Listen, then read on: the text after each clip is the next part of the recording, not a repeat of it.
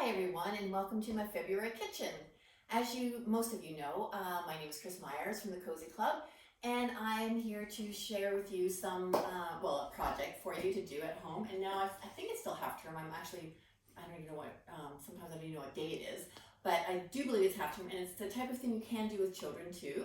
So that I thought that may be quite fun. And since it is still February, it's not Valentine's Day anymore, but I always say February is a month full of hearts. And like I said, if you know me, you would know that I love hearts, and usually there are plenty of hearts to be seen, but at this time of year there are even more to be seen in my kitchen. So today I'm going to do a little project which is not a new idea at all. It's been done for many years, salt dough decorations, but I put a spin on it by adding some spices, which makes it sort of like a gingerbread look to it. And but of course we're going to use the heart symbol, and we're going to make a wreath. I've made it before with stars in my book, and what I want to tell you before I do anything, except Neil's going off on his own thing now. What are you doing? I just want to show the ladies the final product. Yes. So they know in which direction they're in. That is absolutely magnificent. I don't think you've ever seen it different though. Not on camera, but yeah, so that's what we're going to be making. But I have to actually tell you something that I'm slightly mortified about, to be honest, because I checked in my book, the seasonal, the Scandi Christmas book, where the directions are to make these for Christmas. You know, using the cookie cutters, making Christmas decorations, trees for gingerbread men, etc. And I looked at the recipe, and then I've never actually checked it because I know it off by heart. And I have no idea why, because I know how I wrote it. It was misprinted, and also the directions on how long to bake it in the oven was also misprinted. They put in, I think, 3 to 4 minutes, which is completely wrong. It's 3 to 4 hours. So if any of you have tried to make it from that recipe and from the directions, please take my sincere apologies. I really did not see that until now, and so please just make a change in your book. No, that's the Scandi Christmas book. Scandi Christmas book. And, on gingerbread. It's not a huge difference, but there is a difference to make it look to do it properly. So again, apologies about that. But well, hold on. Will you write on this YouTube? Will you write up the recipe properly? Yes, I will do. I'll put the recipe on there properly so you can see it. And also on Instagram for the ladies. Yes, I will. Please do that, because we don't like errors. No, we don't. Well, we do plenty of them when we're doing this stuff. Yes, but that's part of the fun. Anyway, so what we're going to do, as the man has shown you, we're going to do a heart wreath. And it's really simple, just a few ingredients that you will need. So you need flour. Now, very important that you use plain flour. You can get self-raising or plain flour. If you get the self-raising flour, the shapes that you cut out when it bakes, they rise, obviously, because you've got raising agents in the flour. So if I were you, I would go out and get yourself some plain flour, has just the flour in it, and then you add the other ingredients. So all you need is your cup measure, and you're going to have 1 1/4 cup. And again, it does not have to be, perfect, exact amounts. It's just 1 1/4, 1 cup. You feel how it goes when you don't want sticky dough. So I use 1 1/4 cups flour. I'll put I think it's 225 grams is the equivalent to that. Then you want to have your spices. Now, spices are expensive. So if you go to your grocery store and buy the little spices, you're going to spend a lot of money. I go, when I'm at home in Canada, they have bulk stores, and I buy all my spices there, and you can get big bags full of this gorgeous smelling cinnamon and clove. I'm sure there are bulk stores around here too. In fact, there's one in up the road in Jerry's Cross. There's a little grocer there that sells bulk spices. So if you can, maybe online as well, you can probably get it. I'm not sure. I haven't actually checked because I haven't needed to buy any from here, but I'm sure you can if you research it. It definitely is the cheapest way and the best way to do it. So all you need then is 3/4 cup of spices. So I have a mixture. I do a mixture of cinnamon and clove. So here's 1/4. I'm going to do 2 of the cinnamon, 2/4 cups. And then, because clove is a little more pricey, I will just use the 1/4 cup. Oh, it smells delicious. And I know most people will think cinnamon cloves are more for, Christmas smell. I love the smell all year round. In the middle of summer, I have cinnamon candles burning. So that's what I do. But anyway, and now check out my lovely Ah, how cute. heart-shaped. But please put the lid on that flower. Yes, sir. And the lid on the other one, because we don't want to see plastic. That's it. Thank you. Okay, anyway, give this just a little bit of a twirl so you get all the brown in there, because the whole point is to have your dough not being white like a normal salt dough. You're going to have the dough, it's a nice, lovely gingerbread color. I can smell it from here. Then you're going to have a cup of salt. So add your cup of salt. Swoop, swoop, swoop. That's not the expensive ingredient. No, that you can buy in bulk in any grocery store, for sure. Okay, mix that in again. And now the other tip is, you want, when you mix this up, you want the salt obviously to dissolve. So if you use warmish water, not hot, but warmish water. Good tip. It'll I mean, cold water would also dissolve it too, but the warmer water will do it much more quickly. So then you're adding a cup of water and drizzle that in all over. There you go. And just mix it up until you get a lovely dough. Doesn't take long at all. And you think it's not enough water in there, but there definitely is. You do not want this to be too sticky at all. And Well, does more water make it more sticky? Yes. Okay. You can always add more flour, but I wouldn't add more flour. If you find you've added too much water, then just add more spices, because you don't want it to have that white. You want it to be that nice dark color. And this is where you get your hands dirty, and your kids can get in there with their hands. Maybe make a separate bowl for them, and they can have fun with it, kind of like Play-Doh. And you get in there and get it all going. I see. And you can sort of feel that with the salt, you can feel it's quite grainy. So you want to work it really well. And I'm telling you, it's a very satisfying feeling getting your hands in there. Imagine. Taking it. Why want to have a go? Luckily, it's not my neck. Why, luckily. Anyway, there you go. So just keep doing that and take it around and just keep. Oh, look at that now. Yeah. And then you're getting a nice ball of dough. So I'm going to add, I think I'm going to just a touch more water, just to get a little bit. Oh, that allows me to move around and around. show everybody the Christmas decorations. Christmas? Excuse me, Valentine decorations. We're not redoing this. It's a one-off, as you know. So if we say the word Christmas, it's an error. And we move on. This little box we got in Nova Scotia, and I fixed up some hinges on it. And Chris fills it with the hearts.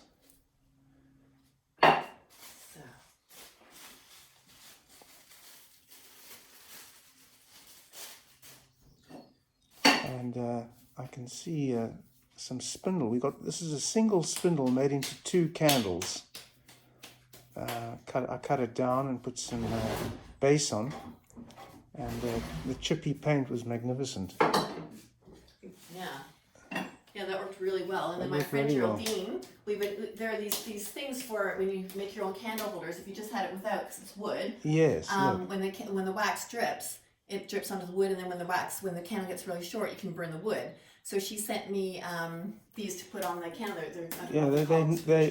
They're Scandinavian. Yeah, they just catch. And there's a word for it, but it's a very long word. There's no English word for it.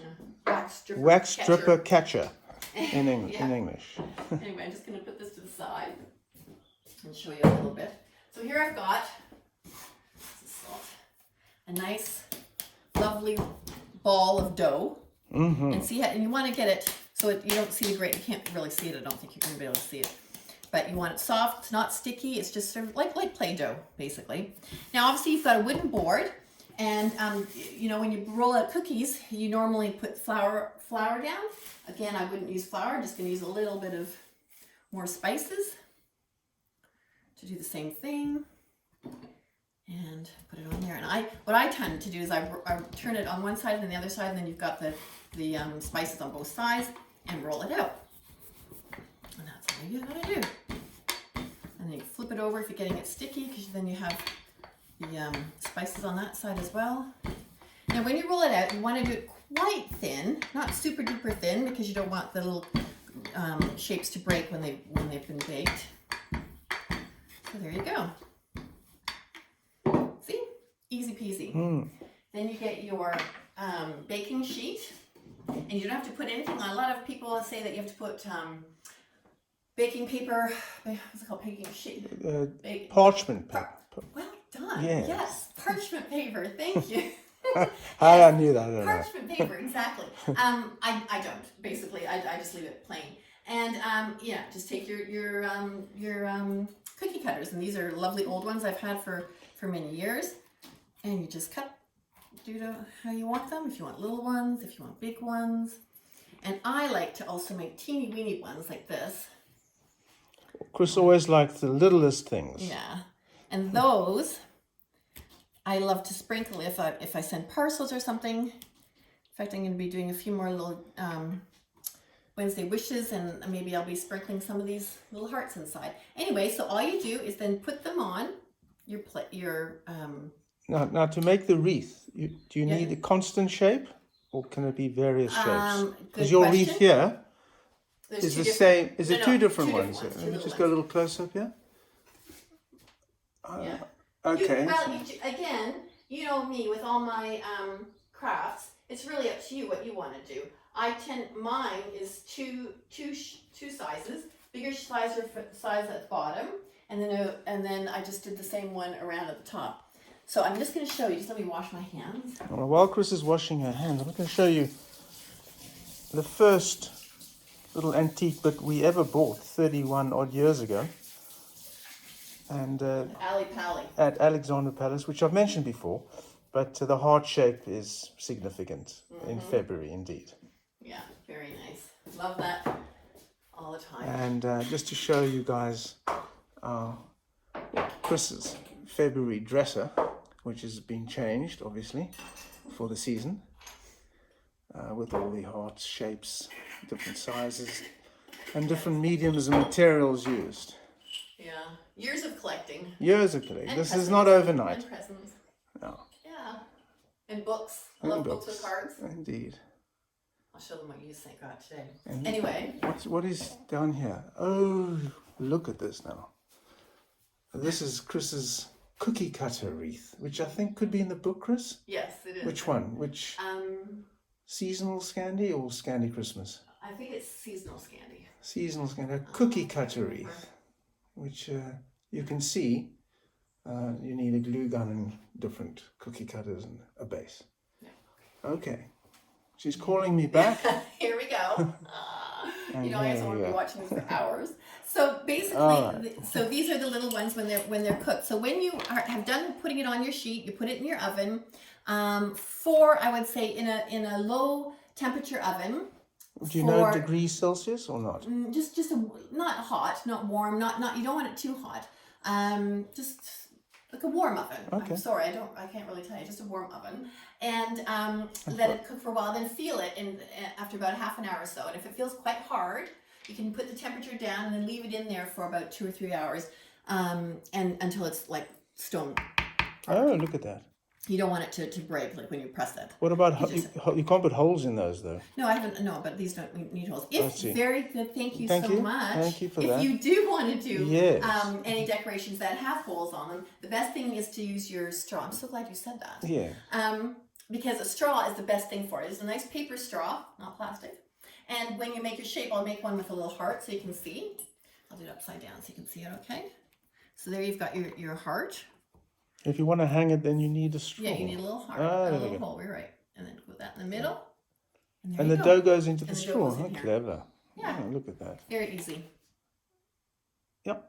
Okay. Perfect. You got okay, so now I forgot what I was telling you guys. Oh yeah, the hardness. Yeah, so you just make sure it's not soft. Otherwise, it's not going to keep. The lovely thing about these things is if you make your wreath or you make your decorations, and then when the season is over, you pack it away very carefully. For instance, if you have jars for the single ones, or for this one, I would wrap it up very carefully in some towels or something. Tissue paper. Or tissue paper. And put it away in a cupboard, in a drawer, in a box or whatever. And then when you take it out again the next season, the aroma is so beautiful. It's just enticing. It's wonderful. And it doesn't go away. I mean, I've made mine, well, for years, for Christmas presents. And my friends always tell me it always smells delicious when you open it up at Christmas again. So yes, so then what you do is you've got your all different shaped hearts, and here I've got the bigger ones. So I'm just going to show you very quickly how you could do. So just to recap, this tray then goes into the oven for... Tray goes into the oven for about half an hour in a slightly warm oven, not hot, not roasting, just a warm oven. And then check it and make sure it's nice and hard, and then leave it sitting there for another hour, 2 hours. You just keep checking it. I think mine took maybe 2 hours, but it depends on your oven. It depends on how much you do. If you have warming cupboard, you can put it in there. That'll take longer. Okay, so I'm just going to go over here and show you. Now, the other trick is when you take your decorations out of the oven, the one side is going to look a little bit different to the other side. So this is the side that's down on the oven. It's a nice dark color, and that it's hard to really see, I think, in here. And here it's a bit lighter, and it slightly has little cracks in it. I can see so it. I think if you do this side for your wreath, what you're going to see, it's much prettier. So then all you do is you make your shape. So you figure out how you want it. If you want to draw a circle there to follow a circle, but this sort of naturally makes a circle. So then you're just going to do like this. So you don't have any base underneath? I don't have any base. But you could have a wire mesh or base underneath. Oh, no, I wouldn't have no, I don't have a wire or anything. But Okay. I mean, suppose you could. You could put a wreath down and do that if you wanted to. Because then you've got to really make sure your glue gun is working very well and it adheres properly. For here, yeah. It does. It's very Okay. good. So I'm just going to show you. So I just put a little bit on the back of the heart and stick it on. And that'll dry in a couple of seconds. And there you go. See, it's already dry. Oh, look at that. And then you do your next side, next one, and put that on. And then you just And then keep you're going. making a circle. And you're making a circle. Just keep going on. I think it's not that one. And so the flat part is on top, Yeah. which is the part that was on the baking dish. Yes. Okay. And that just keeps, and then you just keep going around until you get the shape you want. Okay, so that's all you have to do there. Just turn that off so you can see. And then, I just want to go in here. well, and as you can see as well, I don't know if you can see underneath it, it doesn't lie flat. So the actual wreath, when it's finished, will be kind of Yes. wonky looking. Proud. But when it's hanging, it's fine. So you don't have to worry about that. But the other thing that I was thinking about when I made mine was I wanted it to have a bit of a sparkle. Now, as you all know, I like glitter. So when I first made it, I put quite a bit of glitter on, and then I thought it didn't look special anymore. It looks like not pretty. So I rubbed the glitter off, and by rubbing the glitter off with a bit of sandpaper, it made the actual gingerbread a little bit lighter. And I kept thinking, I don't like that. I want it to be that lovely dark. So what I did was I took some, and I'm going to take one of these guys just to show you. This is a Chris Myers idea. Yeah, this is fun. I think it makes it look really, really special. So you've got your plain, already cooked wreath made or whatever, and even if you haven't scraped anything off of it, this is what I would do. So you take a little bit of white PVA glue and paint on. Kids can do this. It's easy peasy. You can't make a mistake. And remember, it dries clear, so you don't see it anyway. No, this is the part showing. Yeah, it's the part showing. So you've got so if you go up here, it's on this part, the part of the wreath that you're gonna see. Okay? Which is the flat part. Well, yeah. Okay. So this is the flat part. Because you put the glue on the rounded part there. Yeah. On the table. Yeah. So then you take yourself some clove or cinnamon powder, whichever. And I use an old-fashioned tea strainer. So it's got little holes in it. Little tea strainer. If you don't have a tea strainer, you just have a little teaspoon. Just use a little bit on the edge of the teaspoon. I'll show you how to do that. Or a sifter. But anyway, put some in here and sprinkle it on top. Now that will stick on because you put glue on there first. And that will look, and to me, the difference, here's one that's done. The difference is, I think, well, I can see it. I don't know if you can see it in the, look how sweet that, I just think it just looks softer. Does it look any different? Yes, no, big difference. It just looks really soft and as if it's just baked for gingerbread. To me, that's what I like. And then you get the glitter. Now, This is fun too. So again, I use glass glitter, and you can get eco-friendly glitter, but it's usually thicker. This glass glitter is really fine. You can also use edible glitter if you have some of that. Works the same. Get yourself your teaspoon again. Take just a tiny amount. You don't want a lot. And gently tap over your heart. Will it stick? Yes. Because it's so fine, it goes onto the grains of what you've done already. What am I saying? The powder. Oh, okay. But the thing is, I just want it to be so Subtle. very subtle. Very, very subtle. That's a good So you word. just put a little bit on there. You see a very little bit. And It's even a that's bit too much. excellent. And then you get the little dark. Now when you lift it up, some will come off. But then it just will catch the light. I don't know if I can catch the light here. Does that catch the light? Yes, it's catching. Yeah. But if it's away, it's not so noticeable. And that's what I want. I want it to be just that little bit, because it's not Christmas where you want tons of glitter all the time. You just want a little bit of glitter, just a little bit of shine to it, and then that's what you get. And then you can pick yourself a ribbon. At first I did mine with some twine, which looks really sweet too, but then when I decided to hang it here, I thought a heart ribbon looked really sweet with it. I'm coming in closer. One more time. Now what I did with mine as well, so you do the first base with your hearts. Then I took some more hearts, smaller hearts, not terribly smaller hearts, just slightly smaller hearts, and stuck them with the glue gun on top, so you can actually see a whole shape of each heart as opposed to just the half heart. Oh, I see. See? So the base was actually what you did initially. Yeah, and then you're just adding a little more. You don't have to. This is just what I did. I mean, you can just leave it as the heart's going around, which looks really sweet too. I just liked having a bit more like a bulk to it, and a bit more substantial, I guess, is what I like. I tried putting on little hearts as well, but then I thought it's overkill. It was too much. Just that little bit, I think, adds a lot. And then, of course, you can decide whether or not you want to put some more glitter, less glitter, no glitter, whatever. But I like, see, it just sparkles just that little bit, which is what I love. What's this little tin here? Isn't that to do with What little tin? that one there? Oh, that's a Swedish baking powder. Is that baking powder? Okay. Lovely.